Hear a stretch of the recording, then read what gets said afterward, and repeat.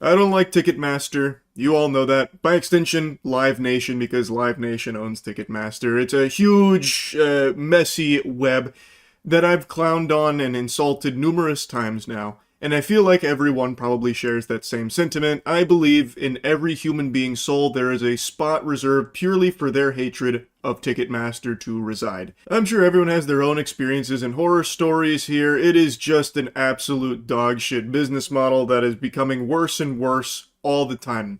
And it's run by this! Bear witness! Worm person!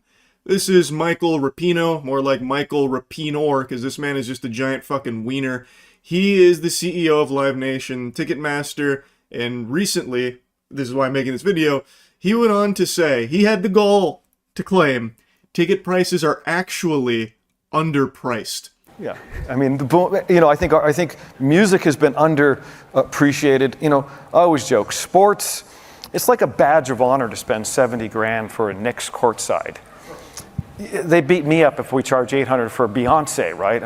So it's we have a lot of runway left, right? So when you read about the ticket prices going up, it's still, average concert price is $72.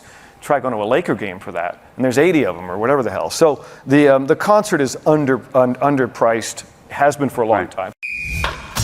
If that isn't the biggest load of fish paste, what in tarnation, brother? Holy moly. There's so much to insult with this statement, like I don't even know where to begin. If you have been to any concerts or shows over the last, let's say, 10 years, you've probably noticed a trend where it's getting more and more and more and more expensive. The biggest complaint you will see anytime there is a concert is people talking about how they're priced out from attending it. Even the biggest fans can oftentimes not afford to go to it, or maybe they can only get like the nosebleeds or something, which isn't usually even worth the price you'd pay for that, because also that is often expensive too. And they get away with this because they have fundamentally a monopoly when it comes to live performances, live shows like this. And there's always the huge issue with scalping, which almost seems encouraged by Ticketmaster, at least historically it used to. I don't know if it's as bad as it once was. I haven't noticed it to the degree I did a few years ago, so maybe they started to fucking put the nipple clamps on it and twist to try and stop that a bit. But since they do still have this monopoly, they still have, of course, like fees and also just an exorbitant price tag on attending these shows. Because they can. You don't have like an alternative to get the tickets or anything. And I hate that comparison he makes where he's like, oh yeah, some people will pay like 70 grand as like a badge of honor to sit courtside, comparing it to like a big sporting event where people shell out tons of clams. Brother, you just blow in from Stupid Town. How in any way, shape, or form does that even remotely associate with these prices for a concert? It's so night and day, I don't even think it's worth digging into like the actual meat and potatoes of the statement. It's just a false equivalence.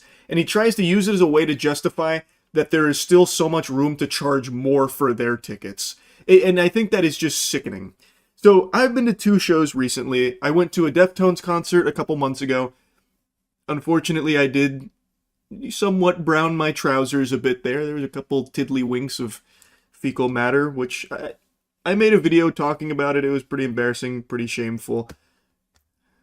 Fucking shit myself a little bit as a 30-year-old man. Not that I blame Michael Rapino for that. I know he didn't put poop in my butt. That's on me. That was my responsibility. Like, I get it. But anyway, I'm getting a little sidetracked. I'm starting to like pseudo-trauma dump on you here for no reason. Deftones concert was amazing. And then recently I saw a My Chemical Romance show here in Tampa. Also amazing. But you know what both of these had in common besides being extremely entertaining? Extremely expensive. And Ticketmaster gets to basically charge the moon for it if they want to. And they do want to, make no mistake. And it looks like they want to charge even more for it. They want the fucking whole kit and caboodle here. They want your entire piggy bank just to see your favorite artist perform once. And I understand concerts aren't like a necessity. No one needs to buy tickets to a concert.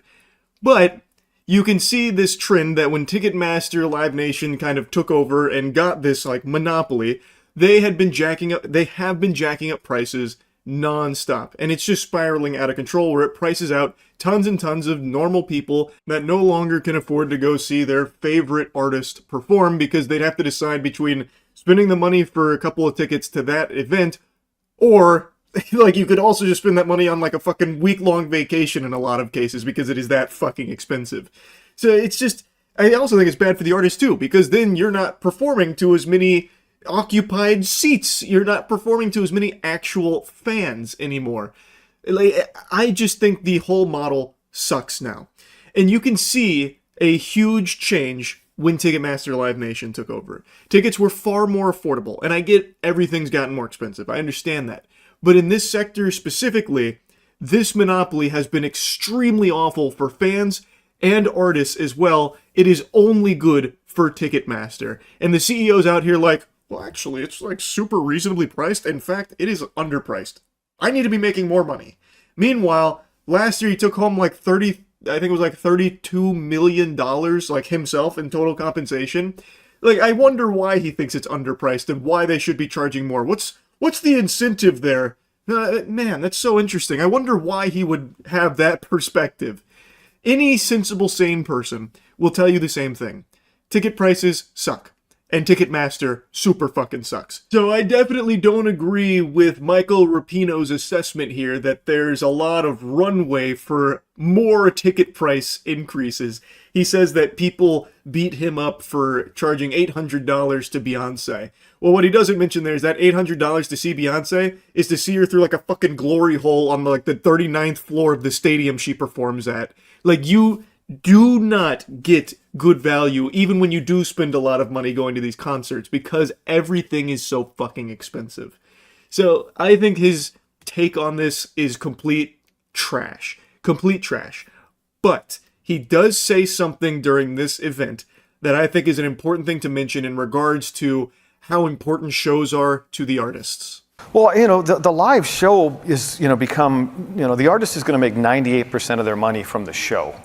The record label, all the other ways they made money is irrelevant now. The show is where they're making their money. Now, in this section, he is actually correct. He did pin the tail on the donkey here.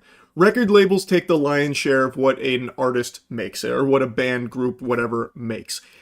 I have heard some, what I believe to be, or should be, criminal contracts in the record industry where they will take sometimes like 90% of like streaming revenue, record sales, merch sales, that kind of thing.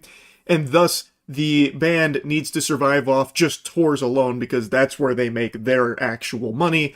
The record label makes the rest through them on other things. They only see like a small percentage of it. It's fucking terrible. The music industry itself is so unbelievably corrupt. Ticketmaster is just a small component of that. But he is right. The actual shows, that is the most important part to the money that an artist brings in, which I believe is also contributing to the increase in ticket prices. Not always solely Ticketmaster, but there are cases where groups or artists have knowingly increased their prices as well, and like even agreed to like the surge pricing type shit, the like dynamic pricing model, because streaming revenue, record sales, merch sales, all of that stuff, the record label has got its filthy fucking paws in a big way. Thus, they need the tours to, bring in their actual chunk of change. Again, the system itself in the music industry is super fucked. Also, streaming revenue is not a ton for music. I feel like most of you have probably heard artists talking about how much like a song of theirs makes through like Spotify or something. And it's not overly incredible from the numbers I've been made aware of. And I guess from my own personal experience, I'm in a band, The Gentlemen. We are working on more music. Across our 2 albums, we maybe have like 100 million streams across all the songs. And we even did do like physical sales. And in total, I believe what we've brought in over the last 6 years is like 120, 140K, somewhere in that general ballpark. So you divide that between 2 people over the course of 6 years, it's not, the biggest bag of money you'll ever see in your life. You're not talking Scrooge McDuck levels of wealth coming from like music streaming sales. At least not until you're in like the, I guess, hundreds of millions as opposed to just like the 100 million club. Again, I can only speak from my own personal experience and at least the other numbers I've become aware of and what artists have made from those. And we've never toured or anything. If we did, that would probably be where the bulk of the money would come from, because there's not a ton of people buying physical albums anymore. And streaming revenue through listening, through like just song streams, isn't like incredible per stream either. So he is right that these shows, these events, are extremely important for like the artist making their money. But his view of it is so distorted, where he thinks that because this is like the main revenue driver for a lot of artists, they need to be charging an arm and a leg for it, where it like prices out tons of people too. Like, it's very counterintuitive. There is no need for the prices to go as fucking Insano style as they have because of Ticketmaster's involvement. It's just completely unacceptable, and it is just point blank way too expensive. Ask anyone who's gone to a concert recently. It is just too expensive. And he is just entirely wrong by saying that it's underpriced. It's not. I really think the Live Nation Ticketmaster merger was just the worst fucking thing that happened to like live shows in general. That should have been slapped down. And the fact that that was allowed to go through has just been disastrous. I can't fucking stand Michael Rapino. I hate Ticketmaster. Shit sucks. Just wanted to yap about it a little bit because somehow he felt so confident to just let this absolute trash take fly like that about being underpriced. Anyway, that's about it. See ya. All of you know I'm a huge wrestling enthusiast. I absolutely love it more than Garfield loves lasagna. So much so that we actually have our own wrestling league, the Moist Wrestling League, and we even dropped our most recent episode a few days ago. This isn't meant to be a plug for it or anything. This is actually a really serious topic. The reason I mention that is because I'm just showcasing my passion for this craft. And for the longest time now, many decades, there has been this stain in the wrestling industry with a boogeyman that sits atop the food chain. His name is Vince McMahon. He is a cockroach that no amount of pest control can seem to get rid of. I'm confident even if you don't follow wrestling closely, you know Vince McMahon. He is extraordinarily wealthy and he has infested tons of other things even outside of just the wrestling industry. And this man is downright evil. He has a laundry list of deplorable, disgusting, heinous acts that would make the devil flinch. I've talked about him at length quite a bit on streams and even in a couple of videos in the past, so I'm not going to be focusing on his sins from the past here. I highly encourage all of you to just Google his name. It's not hard to find any of this information. It's all just right there out in the open, right there at your fingertips. It is horrible stuff. I'm not talking about just like some drama where he was mean behind the scenes, which of course he was. I'm talking about covering up crimes, sexual misconduct. The list goes on and on and on, seemingly no end. And that's just what we know. There's probably still tons and tons of skeletons in that fucking closet. But anyway, the reason I'm talking about Vince McMahon again today is he is now at the center of another massive lawsuit here that has actually forced his hand and had him resign from his position at the WWE/UFC. They recently merged the multi-billion-dollar deal, and Vince McMahon, in light of all of this, has stepped down. The information comes from someone named Janelle Grant, who worked at the WWE's headquarters and is accusing the company's founder, Vince McMahon, of sexual assault, sex trafficking, and physical abuse in the lawsuit that was filed on Thursday. According to the lawsuit, Grant alleged that McMahon promised a job and later promotions at WWE in exchange for sex, and the lawsuit also includes allegations that McMahon trafficked her to other men inside and outside of the company, and there is a couple of names that get dropped that are some very big, alarming names, obviously. Now, even if you're not part of the wrestling community, I bet you've heard some buzz about this lawsuit because some text messages allegedly leaked from it, as well as some of the claims in the lawsuit are extraordinarily disturbing. Like, it is some depraved shit.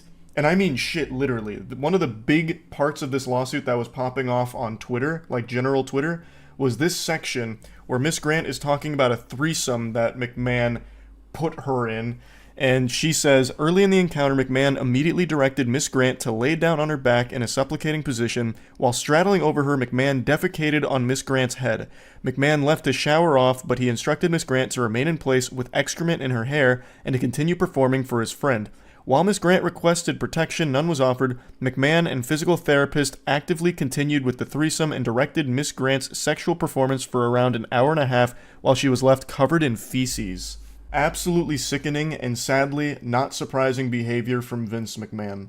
I believe this is only the tip of the iceberg. I think this is the first domino to fall, and there's going to be a lot more information that comes out about some of the degeneracy some of the crimes and awful shit that was going on behind the scenes under Vince McMahon here. Now, I saw quite a few people caught off guard by this, surprised to learn that Vince McMahon is a bad guy.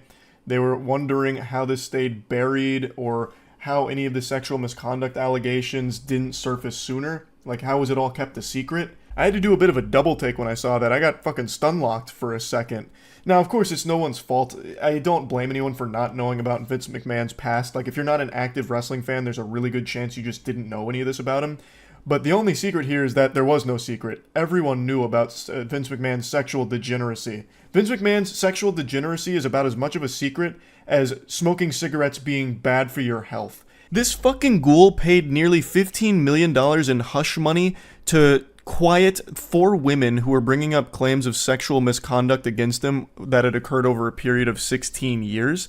And that's actually why he previously stepped down. Now, of course, he stepped back up into a prominent position with the company after the merger with the UFC, and now he is stepping down again, once again, from sexual misconduct claims. So it's just never really been a secret that this decaying corpse, this fucking revolting gremlin of a man, is a horrifying piece of shit. It's just more people are opening their eyes to Vince McMahon being this fiend. Thanks to Janelle Grant's lawsuit, really making waves and highlighting a lot of previously unknown things like the sex trafficking and some of the other names that were included here to show how deep this rabbit hole goes and how awful all of it was. Now, sexual misconduct is something Vince McMahon calls home, so this isn't his first rodeo, and he tried to cover his own ass. Not literally, because he shit on someone's head, but legally tried to cover himself by trying to pressure Grant into signing a non-disclosure agreement in exchange for payments over several years totaling $3 million after their relationship and employment ended. So he was trying to silence her, to make sure she wouldn't, blow the lid off of this. Now, I'm no lawyer, I'm no expert, but I don't think a non-disclosure agreement protects you in the case of crimes. Like, I don't think if you're sex trafficking someone, you can have all of your victims sign an NDA and then they can't speak about it, you're safe. And if they do speak about it, they're the ones in trouble. I just can't imagine a world where if Grant signs that non-disclosure agreement and then goes forward with bringing this information to light, that she would face punishment for it. Like, I can't even picture that kind of lunacy. Like, listen, ma'am, we're really sorry about that sex trafficking thing. That's bad stuff. But you violated your NDA. And breaking an NDA is so much worse. You're going to prison. You're going to the slammer for that. You don't violate the contract. It's sacred. It's binding. Like, I just don't think an NDA protects you in the case of a crime being committed. Again, I'm not an expert, though. The only NDAs I've ever signed were to play a video game early, not poop on someone's skull, among other horrible, horrible acts. Allegedly. It's fucking scary stuff what was going on behind the scenes at the WWE with Vince McMahon. The parent company has issued a bit of a statement here. The parent company is TKO Group Holdings, and they said that McMahon doesn't control TKO or oversee day-to-day operations at the WWE, and that while this matter predates our TKO executive team's tenure at the company, we take Ms. Grant's horrific allegations very seriously and are addressing this matter internally. And a spokesperson for Vince McMahon also made a statement and said that the lawsuit was replete with lies, obscene made-up instances that never occurred, and a vindictive distortion of the truth. He will vigorously defend himself. I wish he would vigorously try and dive into a wrestling ring and tear both of his quads again. This is an evil man, and he has been evil for the entire time he has been with the company. And more people are starting to see this now. He is a fucking stain in the industry. I know there is still a lot of Vince McMahon fans because they separate art from the artist. He plays a character in the WWE, the commissioner, and he has been kind of iconic in the scene. I get that. Like, there is a lot of great WWE moments that, unfortunately, Vince McMahon is there for and was a big part of. Like, he played the role well. But as a person, he is terrible and a horrible person to have at the position of power that he does in the industry. He shouldn't be in the industry. He shouldn't even be outside of a fucking jail cell for the things he's done. Like, I can't separate art from the artist when it comes to something like this. I just can't do it. I know there are people that are, and I'm not, like, mad at you for it or anything, but I can't. He is just absolute trash, scum, the lowest of the low, and I will, of course, be keeping my eyes on this lawsuit as everything continues to develop here. I just wanted to give you like the very bare bones of it, like the basics. There is so much to it. I urge anyone out there that's curious to take a look, but just fair warning, it is disturbing. It's very not pleasant to read. So yeah, just wanted to talk about it a bit. That's it. So yeah. I don't know the cause for this epidemic, but it continues to get worse. Over the last few months, there has just been an unstoppable flood of videos showcasing insufferable douchebags going ballistic at customer service workers for no reason. I have made so much content insulting these people, I'm basically like the dare class for it now. But instead of warning you about drugs, I'm warning you about being an unlikable asshole. Today, there's been a pretty goofy one involving a hotel guest getting upset at a hotel worker and making unreasonable requests because he's too fucking stupid to figure out how to book a room properly, or he's just a straight up scammer. 2 kids, 2 adults. Yeah. The reservation on our phone is clear, what we reserved. Yeah. What do you expect us to do?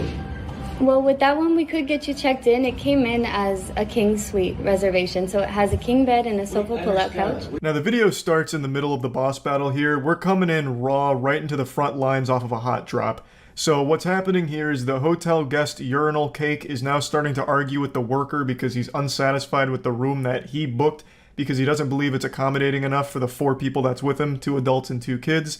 Now, it is missing a little bit of context what led up to this, but luckily the hotel worker did make a TikTok to explain it, and it sounds like this guy was just trying to scam. So what happened was he basically reserved a 2 queen bed suite that had the 2 queen beds and the sofa pull-out couch. But then he called and he canceled that reservation because it was too expensive. And then he made another reservation through a third party for the king suite that has obviously the king bed and the sofa pull-out couch. But he was fighting to get like the 2 queen bed suite, but we were sold out. Yeah, this sounds really shady. This sounds like a really dog shit hustle that Ed, Edd n Eddy would have done to save a couple extra quarters to spend on jawbreakers. According to this story, he booked the larger suite with 2 queen beds and then canceled it, went to a third party to book the king suite, and then made this wonderful idea, this genius plan to throw a temper tantrum, kick his little feet, shake his fist, squeeze his nipples, and complain to the worker until they upgraded him to the queen suite, which he had just canceled. And it clearly didn't work because he must have forgot that hotels can sell rooms once they've been canceled. So the lady explained to him that every other room was booked, so he had no other alternatives, so he's just stuck there with his dick in his hand in that king suite that he purchased, or that he reserved. And he's not very happy about it. What do you expect us to do? We have 2 kids and us. We can't all sleep in a king bed. That's ridiculous. Yeah, I understand. It's the way that Booking.com sent us the reservation, so all that we have is that, and we're sold out for tonight. Okay, I get that. So what do you expect us to do? That's my question. What do you mean, what does she expect you to do? She expects you to go fuck yourself. Who cares? She's not your mom. It's not her responsibility to coddle you. She's given you the cold, hard truth, and you're refusing to accept it, and there's nothing she can do. There's no wiggle room to somehow just snap her fingers and all of a sudden all of the hotel rooms are available for you to take your pick of. It's you figure it out. You caused this problem. This is a problem you created. Now you find the solution. You're the one that blew this whole operation here, ruined the family vacation, bah humbugged Christmas away with your terrible booking.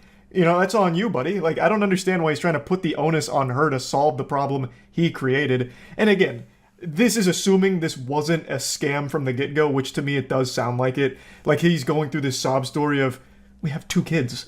It's 2 adults and 2 kids, and it's cold outside. It's 70 degrees outside. Like, what do you want us to do? Go out there and freeze to death? Oh my God, we're gonna fucking starve if we don't get this double queen bedroom.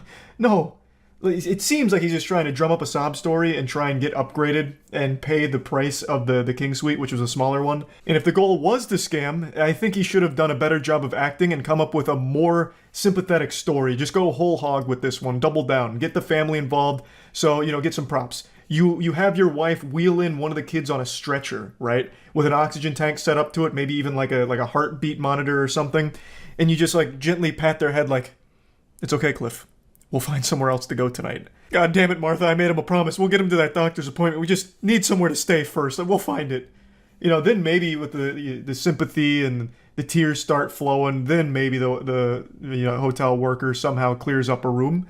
But you just didn't commit hard enough. I do think this is a scam, by the way. I really do get that feeling. He continues to ignore the most crucial part of this statement. It's not just a king bed in that suite, it's a king bed plus a full pull-out couch, or a full pull-out bed from the couch. So that's already 2 beds. You can absolutely, comfortably have 4 people in a 2-bed situation. Now, I do understand that it's possible he's in a loveless marriage and him and his wife haven't shared a bed in the last, 10 years, but I think just for one night, they could set that aside, sleep next to each other in order for him to have an extra night to solve this problem. But for some reason, he keeps ignoring that statement about the pull-out couch. That's what I'm saying. Yes, so we could either check you into the room or we could cancel the reservation. That's the only 2 options. Sleep in our car? No, I'm not. Yeah, I mean, where else are we going to go? Are there any other Holiday Inn Express hotels you can check us into? I don't have the power to do that, but there are Holiday Inn Expresses in Bloomington.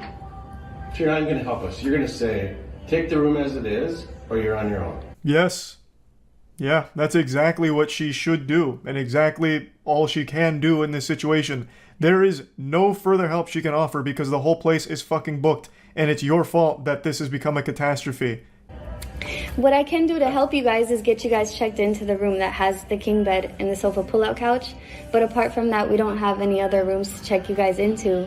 If it's regarding what you guys reserved, you would have to call booking.com so that they could assist you with something that happened on their end. But this is just the information that we've received from booking.com.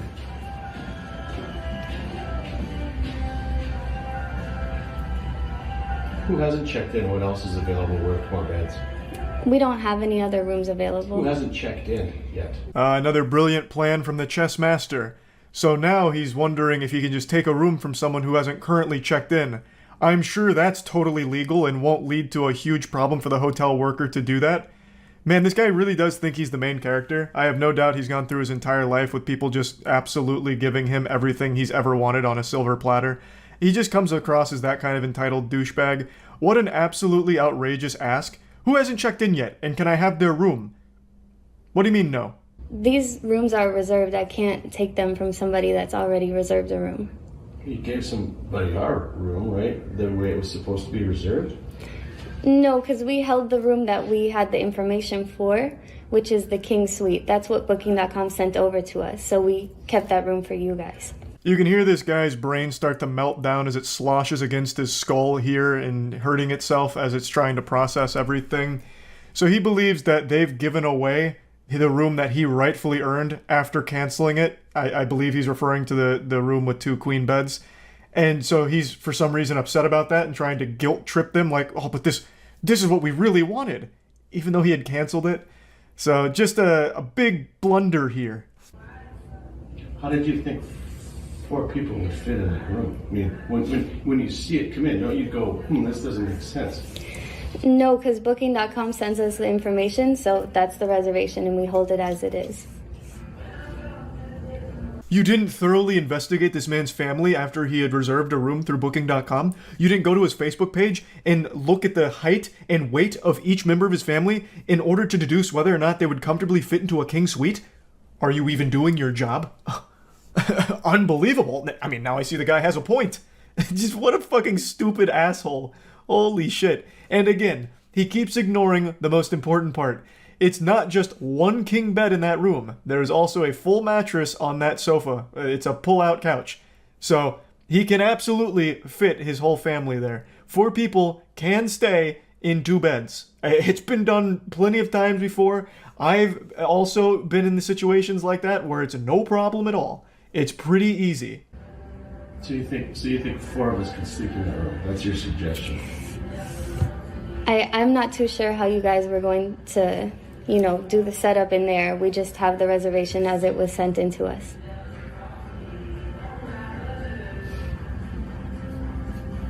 And you have no other alternatives to solve it?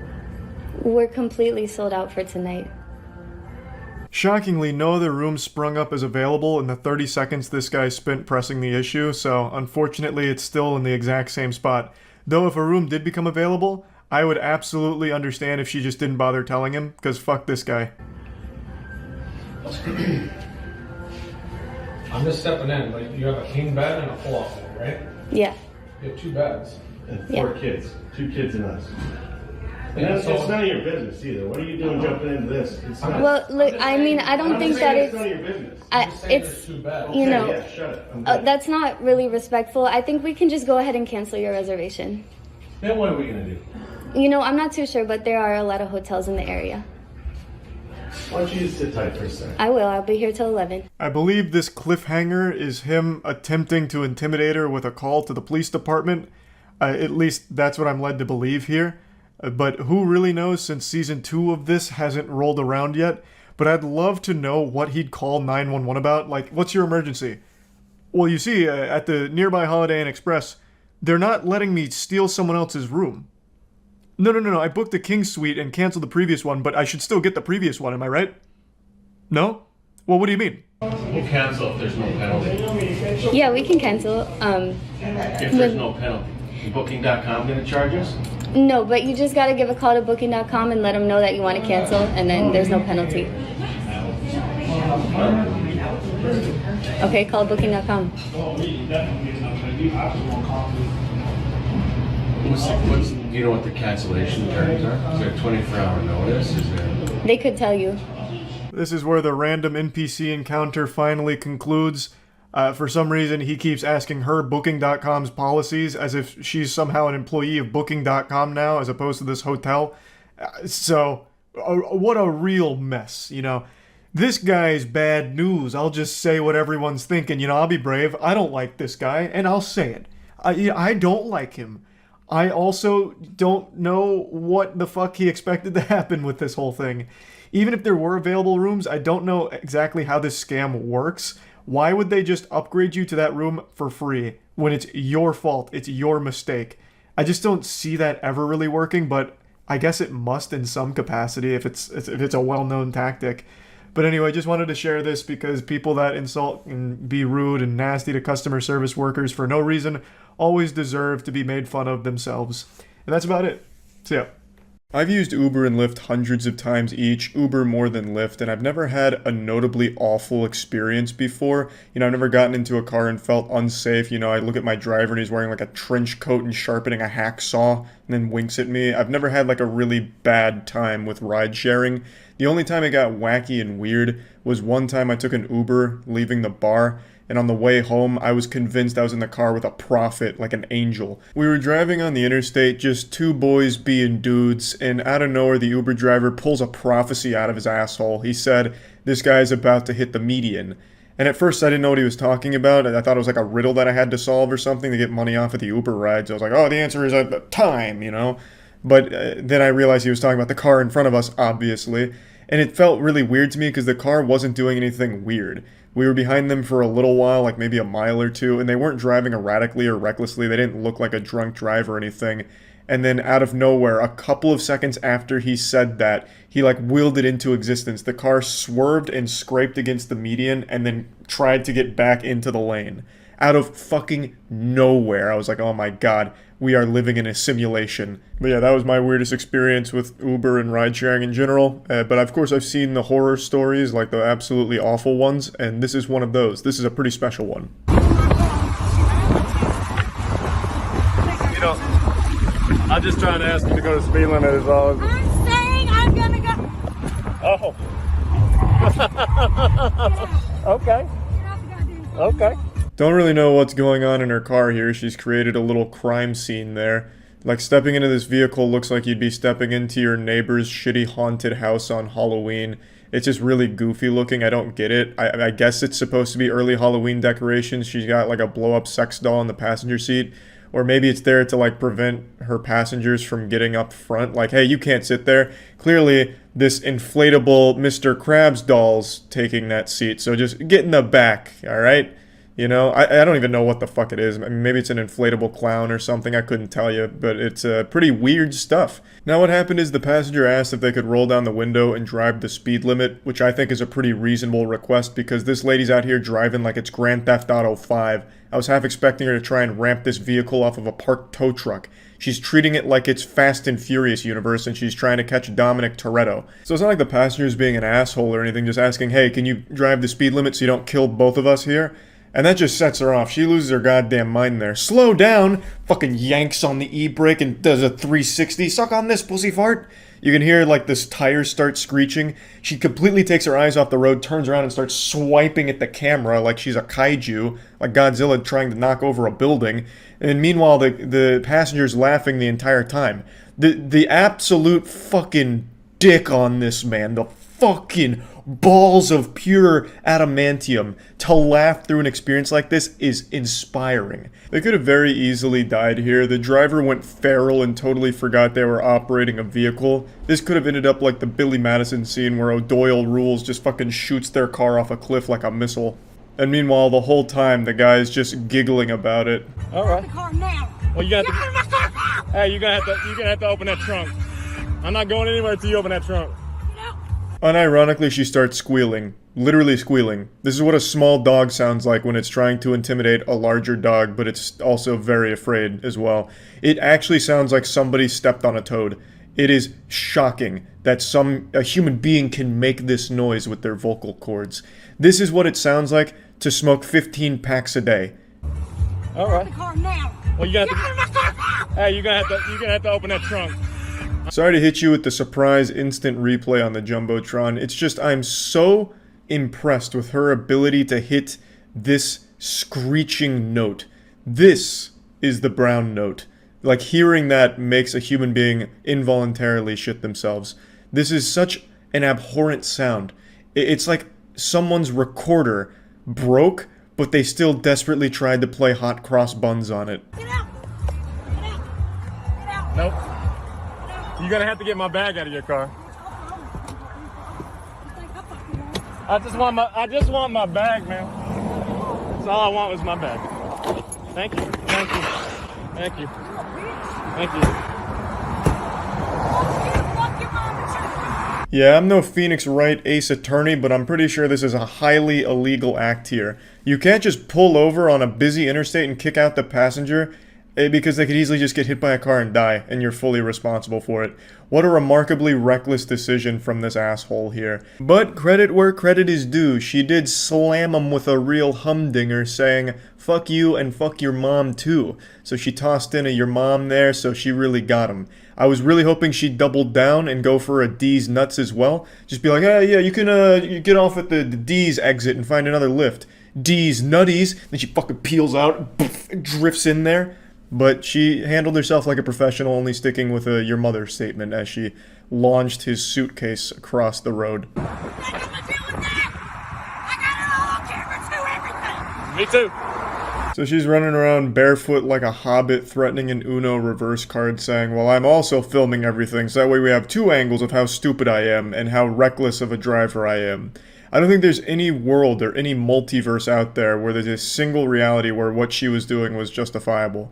She was driving extremely fast and reckless. She turned around to swipe at the guy's phone while driving extremely fast, tires screeching, and then pulling off to the side of the road to kick him out. Pretty hard to defend stuff, I'd say.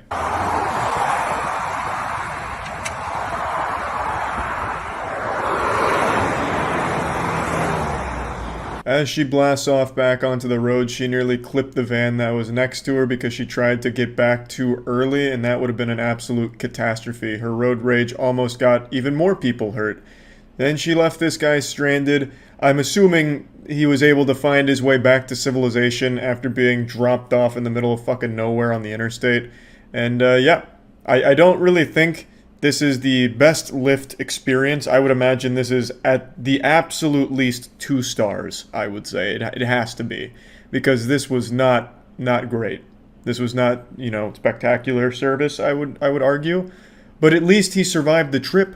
I was getting worried when she was driving the car and slamming backwards, screeching tires and shit. I thought that was just going to be the end of him. I thought we were looking at like some Blair Witch Project found footage kind of shit, but luckily everyone was okay. That's about it. So yeah. I've been seeing a lot of people posting shitty stand-up comedy on Twitter over the last week or so in some kind of contest to see who can find the worst stand-up comedy humanity has to offer, and I figured I might as well just swoop in here and win the whole competition here and show you the shittiest stand-up comedy you'll probably ever see. I swear to God, this shit is so bad. If your drunk uncle went up on an open mic stage and started denying the Holocaust, you would get more laughs out of that than what you're about to see. It's truly terrible, and I thought maybe this could serve as maybe a confidence booster to any aspiring stand-up comics who may feel a little insecure about their material. At least you'll know you'll never be at rock bottom, you will never be as bad as this guy, because this guy's got that title by the fucking nutsack with an iron grip. Whatchamacallit? Everyone remembers their parents, what they used to do to them when they were little kids, right? When they were little kids, they used to do bad things. Remember what your parents used to do, right? My mom would be like, I'm gonna get the fucking belt, right?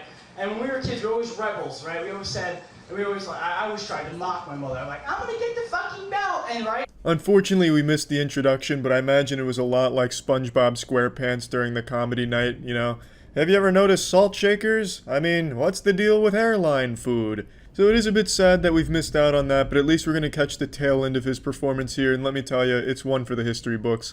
I don't know the comedian's name here, but he looks like Sid from Toy Story, and he's here to deliver a show that's about as entertaining as watching your apartment get set on fire. And she'd go get it, and I'd fucking jolt right away. I'm jolting. And when you were a kid, you always thought that you can outrun your parents, too. Wasn't that the fact, too? But you quickly figured out that you could not outrun your parents. So I'm running faster than a black man with a stolen VCR, right? And she turns into a cowboy, and her belt is her whip. She's right away. This is where you give up. He shouldn't have waited until he was face down on the floor. He should have given up long before getting to this point in his comedy act. If you can even call this a comedy act, it's basically just watching somebody ruin all potential job opportunities for themselves, and you get a front row seat to it.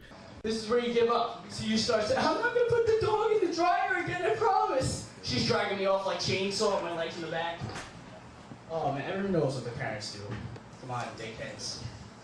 He's beginning to realize that nobody is even so much as giving him a pity giggle at anything he's saying, and he's getting a little frustrated, calling everyone there a dickhead. I'm sure this routine absolutely slayed with his fraternity brothers after butt-chugging 15 Miller Lights during initiation, but in the real world, I genuinely can't imagine anyone finding this shit in... Wow. Even the weather gods hate this routine so much that they're lashing out in pain and agony. I swear, there wasn't even a fucking cloud in the sky when I started this, but the second he began delivering his terrible routine here, it became like a biblical storm outside. Get him! What the fuck you saying? Hey, gay! No, seriously. So you can't understand gay people? No, I don't. I seriously don't. Because what makes you, like, let's say for a gay guy, what makes you say, oh, I just want to suck a cock? Yeah, so the guy's homophobic and extremely insecure, getting very upset when he gets heckled, and heckling sucks, yeah, but this guy absolutely deserved it and more. And for somebody who doesn't understand sucking a cock, he really went up on stage and sucked a lot of dicks.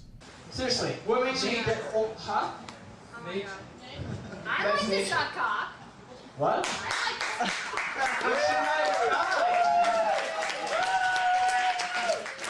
How does that signify that you're gay? You're not. I don't know. You just said, how do you like to suck cock? I'm saying if you were a guy, you have to pay attention to dumb fucking blonde.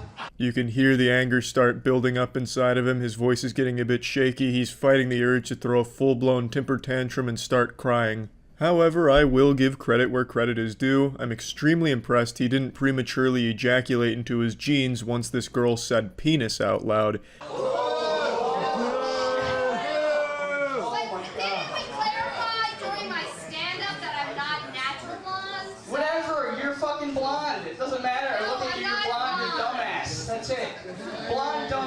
This guy thinks and speaks like a caveman. Blonde equal dumb.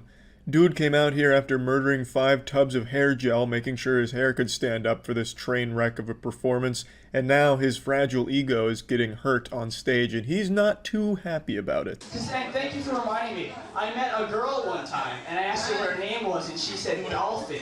Okay? She said Dolphin. Wait, you said I met a girl? Look at my fucking bicep! You think I can't meet a girl? He's getting defensive now. He's showing weakness. The football team threw him up against the lockers and now they're all making fun of him. So he's going through the 5 stages of grief. Denial, biceps, biceps, biceps, and biceps. This is actually how I find this guy whenever I want to rewatch this once every couple of years. I just type in biceps comedian because he's the only guy dumb enough to start talking about his fucking biceps like this. And you can really just see that that comment really struck a nerve deep within him. I imagine he doesn't talk to many girls, so a girl saying that to him was just a devastating blow. So now he's resorting to his muscles that he's worked so hard chugging creatine daily to achieve.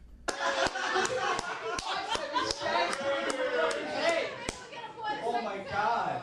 Anyway, before I snap and start throwing stools all over the place, I'm gonna leave. Thanks. That's nice.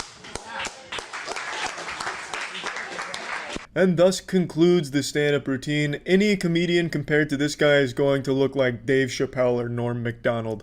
This guy sets the bar so incredibly low that you could never go beneath it, I imagine.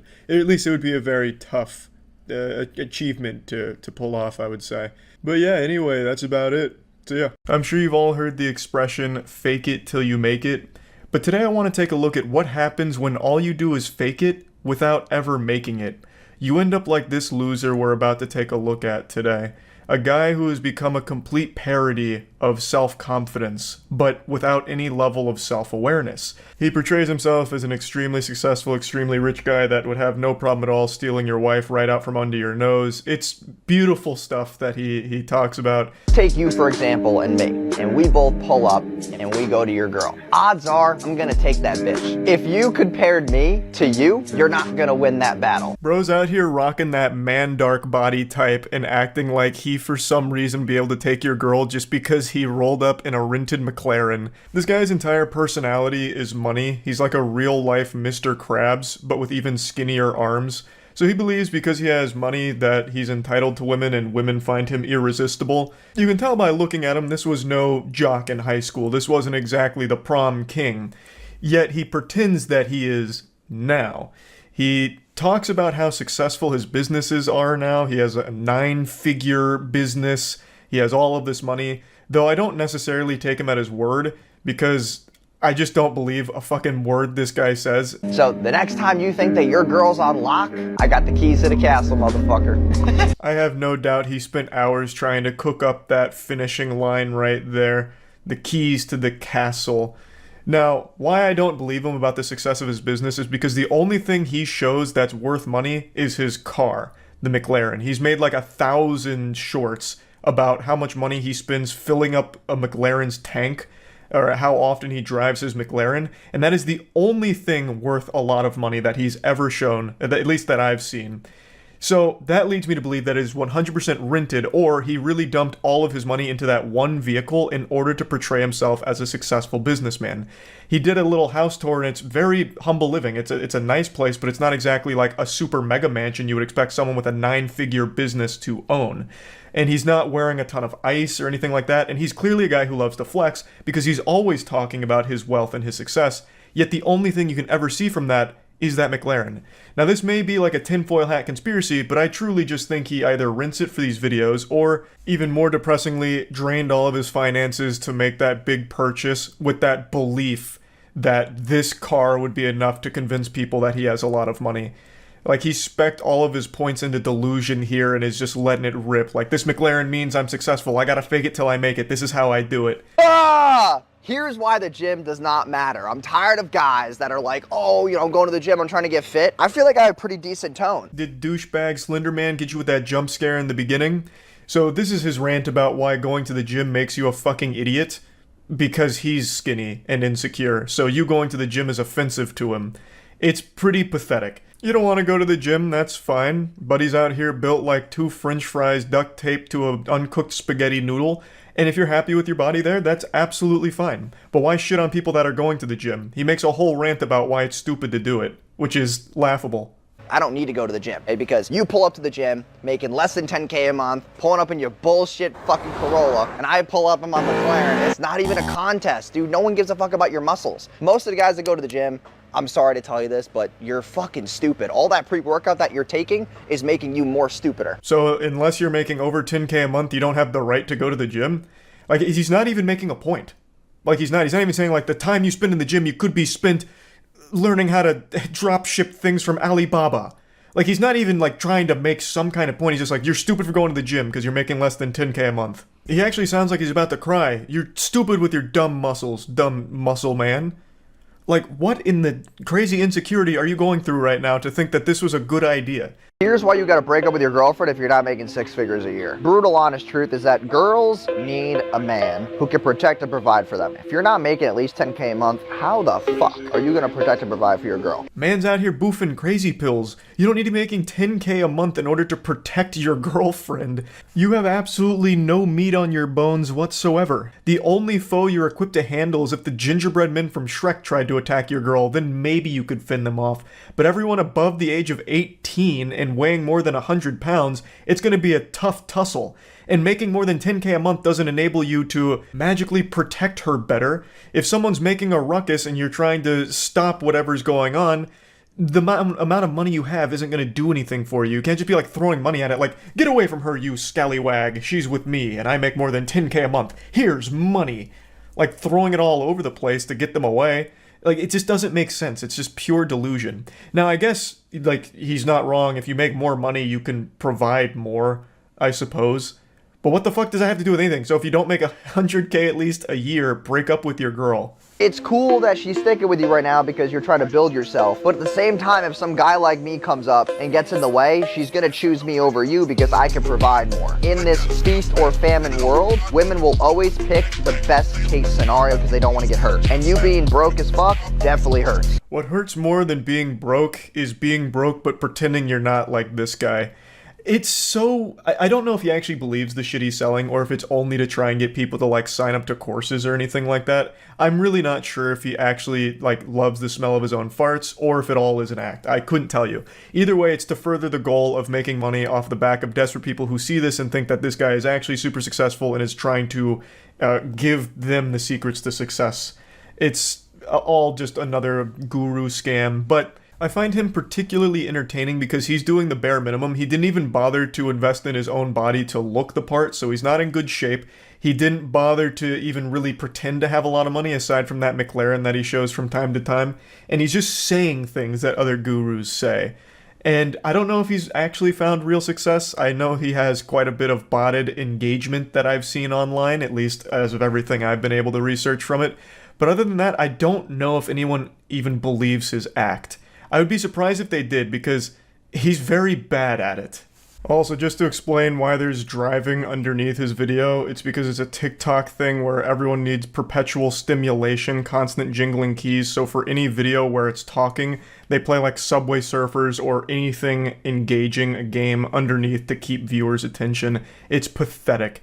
TikTok has absolutely rotted brains where people need, like, absolute activity at every single moment. They can't just listen to talking on there. So if you always wonder what dating an entrepreneur looks like, this is what the fuck it looks like. I don't cook, I don't clean, I got whiteboards all over the place. My setup's there, this is like my sanctuary. No one fucks with me here. As far as a fridge, it's pretty fucking awful. So I got beer, Happy Dads, Gatorade, oh dude, Bel Air bottle, champagne. I got these Dunkin' Donut iced coffees, and then for dinner I'll go to the pier and like have dinner. I will never fucking cook. This will never be used. I don't even know why I have a fucking mitt. And here's the look at the house I mentioned. It's clearly a cozy spot. It's a nice house. It's not a super elaborate house. This is not a mega mansion or anything like that.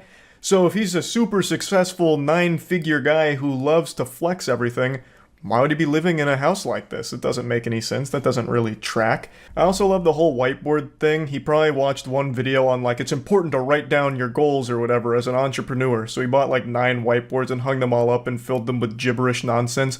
I tried zooming in on the frame where it focuses on a whiteboard, but I couldn't make it out because his handwriting looks like he wrote it while he was getting hit by an earthquake. So it's completely illegible for the most part. But I'm pretty sure one of them was agility.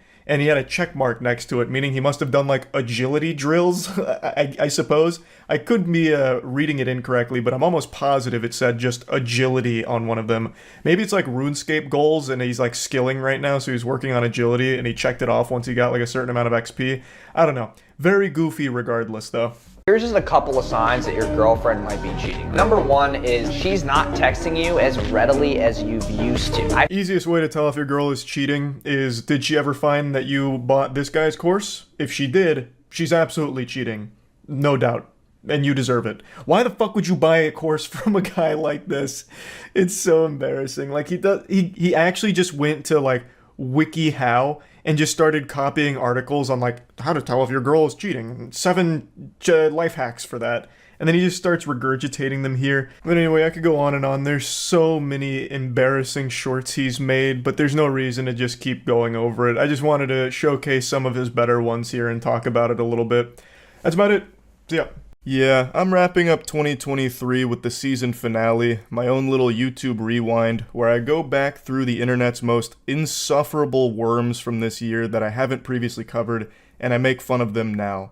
Yesterday, it was Illuminati on the chopping block. Today, we're shooting spitballs at Jack Doherty. Jack Doherty's infamy online reached its crescendo about a month ago, hitting its peak, mainly because he became known as just this punching bag. His face was a knuckle sandwich magnet, so most of his viral clips were him getting slapped or being involved in some kind of fight that broke out, because he truly is just an insufferable asshole to be around. Now make no mistake, don't misconstrue my words, Jack Doherty isn't the one fighting. He's the one getting beat like a drum, and I don't think I've ever seen him throw anything beyond one wet noodle punch that didn't connect. He usually has his bodyguards fight his battles for him, with conflicts that he starts and instigates, but he's around fights all the time.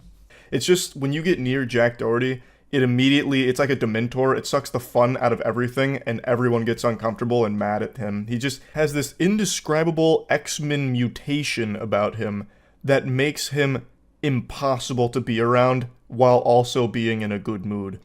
So I'm going to go ahead and show you his most viral clip that ever came out from him, the legacy for which he will always be remembered. This is his magnum opus. Go. Where we at? Da-na-na-na.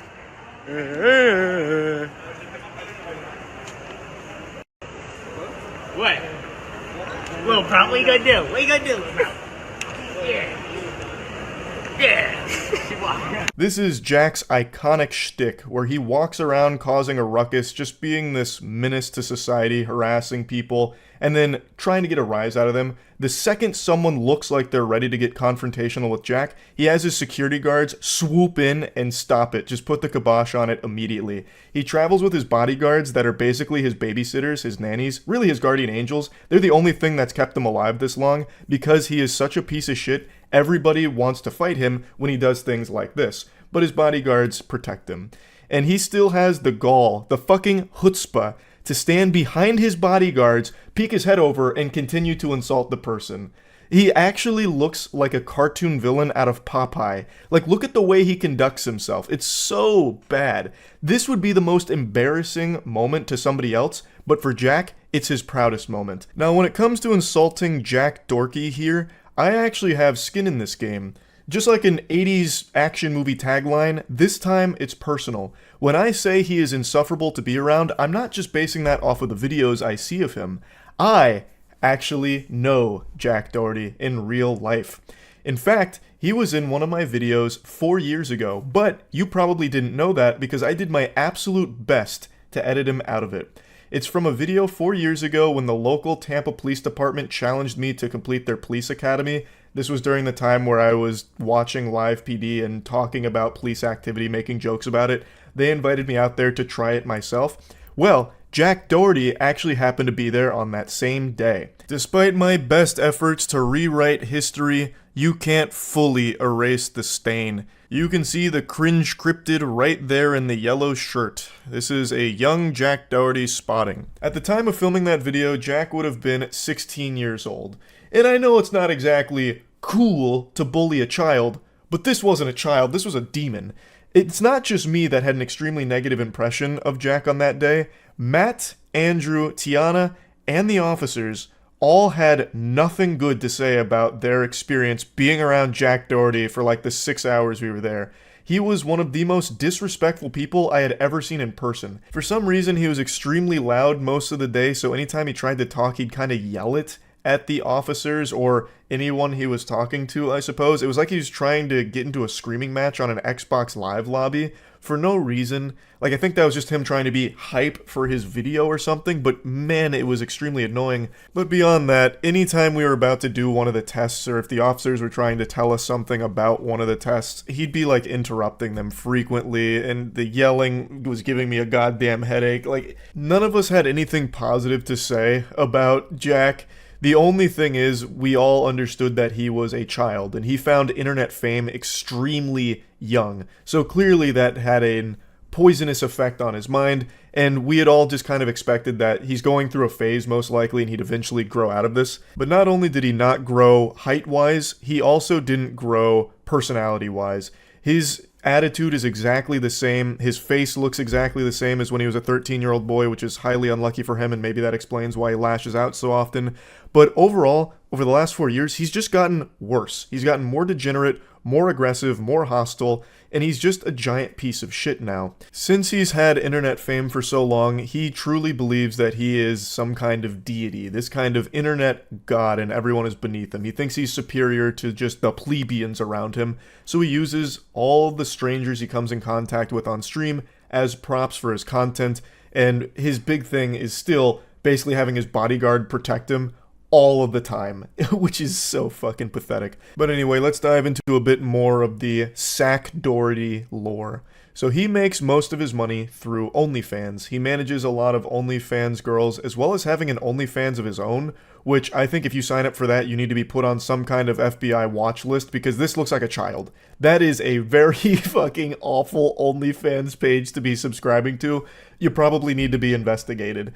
But he makes all of his money there, basically, and he will never let you forget he is making a lot of money through managing these OnlyFans models. He frequently posts these flexes, talk shit all you want, you wish you could spend this much on your credit card in just 2 weeks, and it's just an absurd amount of money that he's dumping on garbage.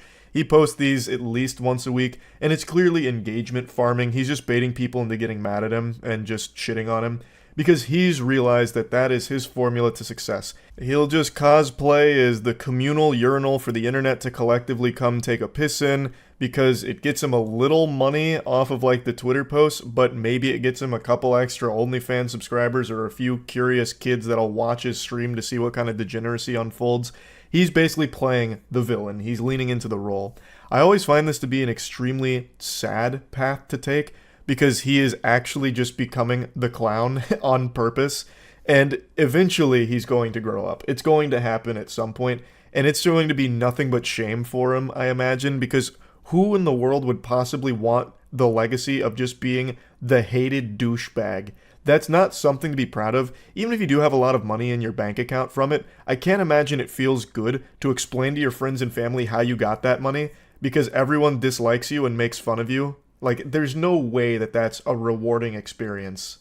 I don't think there's any reason to show you any more of his clips. They're all just infuriating garbage. It's just eye-rolling trash. Like, even just yesterday, or maybe it was the day before, he got into a confrontation with a bouncer over like a fake ID or something, according to the headlines. And it's once again just Doherty being the little goblin that he is. Just this little douchebag. And just an entitled asshole. So yeah, I just wanted to talk about him a little bit since I haven't talked about him all year, and I do actually know him. I'm using know really loosely. I met him one time, but that was enough to get an extremely accurate gauge on the kind of person he was then, and all I could do was pray that he wouldn't be that person in the future. But he became so much worse down the line, which is almost impressive, actually. So yeah, just wanted to talk about him a little bit. That's it. See ya. I'll be honest, I don't usually cover topics like what I'm about to touch on today, because it's extremely serious. Usually the stuff I cover is things to point and laugh at, throw tomatoes at, say, boo, stinky, yucky, boo. Not this. This is horrifying. It's a story I haven't seen a ton of people mention, and I myself didn't know about it until a few nights ago, where just some random chatter during stream mentioned it. And I looked it up, and the information was only a few minutes old. Like, I don't even know how that guy had access to it so quickly, unless he's like one of the chief investigators on the case that just typed it in the chat. But when I looked it up there wasn't a ton of specifics mentioned about the case. But I followed it over the last few days as more and more information has come to the public eye. It is truly evil. And to my knowledge, this is the first case where a live stream was used as an alibi in a murder case or anything of that magnitude. There of course has been cases like with Facebook live streams and even YouTube a couple times where horrible atrocities were committed live, but I think this is the only time that someone has tried to use a live stream to prove their innocence and act as a smokescreen to cover up their crimes. And the person I'm about to talk about hasn't been found guilty yet, but they have been charged with murder with overwhelming evidence. Extremely compelling and strong evidence. On December 18th in Ireland, a woman named Natalie McNally was stabbed to death in her own home. She was 15 weeks pregnant at the time of her death. And the person accused of the murder is a man named Stephen McCullough. He is a YouTuber as well as streamer. He mainly focused on toy reviews as far as I can tell, specifically seeming to be a big Doctor Who toy reviewer. So what happened is, on the night of Natalie McNally's murder, Stephen McCullough went live on his channel. And this live stream is still up right now. It's a 6-hour live stream. And this was crucial evidence to prove his innocence on this evening. Because how could McCullough have possibly killed someone when there's proof of him streaming from his home at the same time that the murder had taken place? So they eventually, after bringing him in initially on suspicion of being involved in this case, let him go, because this live stream did serve as a pretty good alibi for him. Plus, this wasn't just streamed to 0 viewers, there were real sentient human beings with a pulse there to watch this stream, so should any of this information ever come to light, there would be a lot of witnesses saying, no, I was watching him stream, he was 100% at home. So that was his whole plan. And while this worked for a brief period of time getting him out of suspicion, it was an ephemeral victory because after the investigators combed through about 4,000 hours worth of CCTV footage, they kind of pinned his whole location. They got his whole itinerary here. They were able to track him around and follow him around like it was a fucking Sims character. So not only did they see him through the CCTV evidence, but they also have the account of the taxi driver. They even took notice of things like a yellow glove underneath a black glove while giving change to a bus driver. And with all of this, they had a really strong case against him being the murderer. But they still had that live stream to explain. Because again, there is a live stream that did span the entire course where all of this took place. So how the fuck does this happen? You know, is he David Copperfield? Like, what, 2 places at once? Is this some kind of prestige situation where he had like a twin or a clone of himself? The actual answer is it's far simpler than you would possibly ever think. The live stream was fake. Yes, the stream went live on his channel during this whole period of time, but it wasn't actually a live stream. It was a pre-recorded video that Stephen McCullough had recorded days prior in order to look like a live stream, to mimic a live stream, so that way it could be used as an alibi for him. And when you watch the live stream, which again is still up on his channel, there are so many alarming red flag moments throughout it, even from the get-go. So he mentions at the very beginning of this live stream that he's not going to be able to read chat for a variety of technical reasons. One of them being it would crash his computer, it'd freeze the computer, it'd ruin the whole stream because of all of these deep tech problems that he couldn't solve. Everything's gone cattywampus, so he won't be able to read your chat. More like, Doctor, who's talking? Because I can't see you, I'm not reading chat. He just keeps reiterating over and over and over again that there's going to be no chat interaction. Because obviously, since this is a pre-recorded thing, there is no chat for him to read or interact with. Well, because this streaming software is kind of up the left, it means I can't check the live chat, which is a real shame. Can't look at the live chat for some bloody reason, because if I do, it makes the whole thing freeze and OBS just screws up. And he just kept like explaining why he can't read chat, and then he started talking about like, well, I guess I could read it on my phone, but you know, I get addicted to TikTok when I'm on my phone, and that's a mess. So I've put my phone in timeout in another room, so I won't be reading chats there either, and that'd probably ruin my internet too anyway. So no chat tonight. You guys can talk amongst yourself. I don't even like live streamers who read chat, so no chat for me tonight. There's plenty of streamers who don't interact with chat, but to go this long and this in-depth on things that make absolutely no fucking sense whatsoever to explain why you're not going to be reading chat or reacting to donations is definitely a little odd. And there's plenty of other really alarming moments about this stream, especially looking back on it in hindsight. He keeps reiterating that he's live, you know, this is live, and he's staying inside all night. He talks about like drinking and driving, and he'd never drink and drive, which is why he's staying inside, drinking on stream live for his viewers to enjoy. He's playing GTA Vice City throughout the stream, and he's making comments about like how the police force is no longer like equipped to handle cases, and there's a rise in crime. It's in the real world he's talking about. It's all very fucking alarming stuff, but by far the scariest thing he says has to be this. Yeah, that's physics. That's what would happen in the real world. Abso-fucking-notly. Abso-fucking-natly.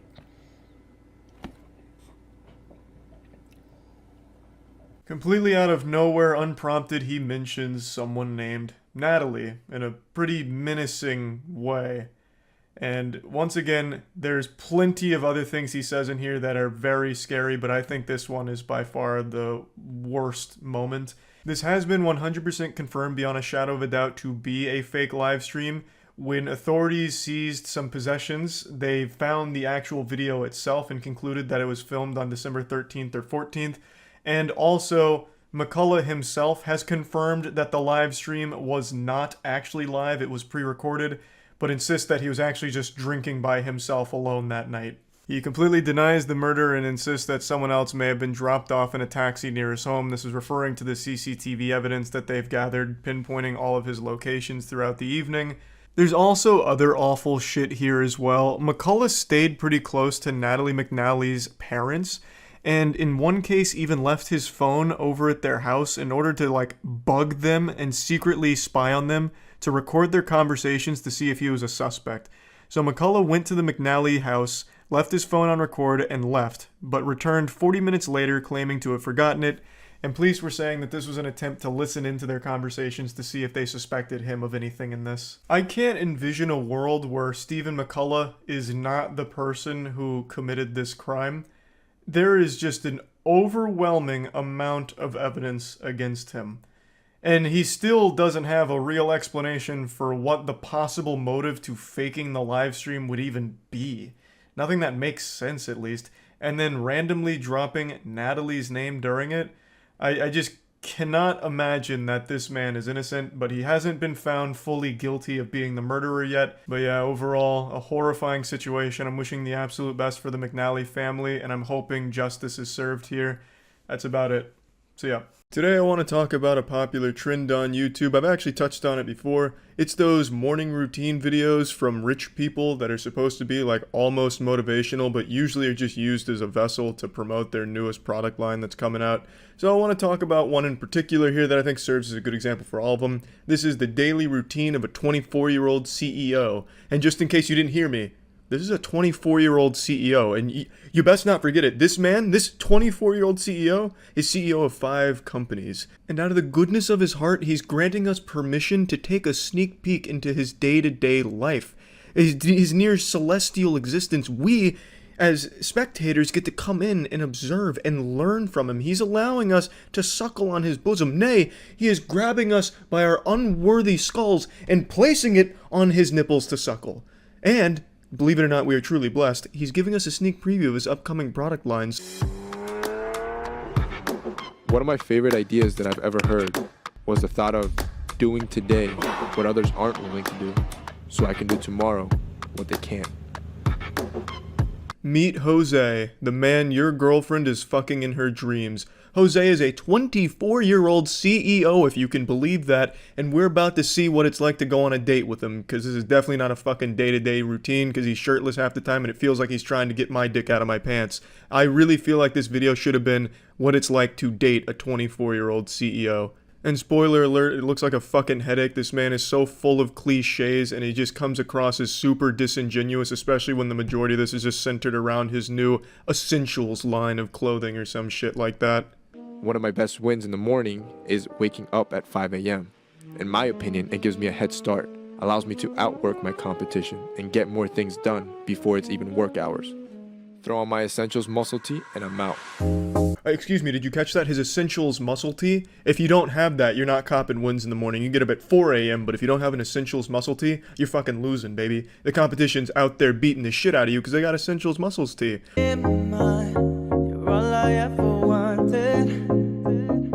I hate running and I hate morning workouts. I do both.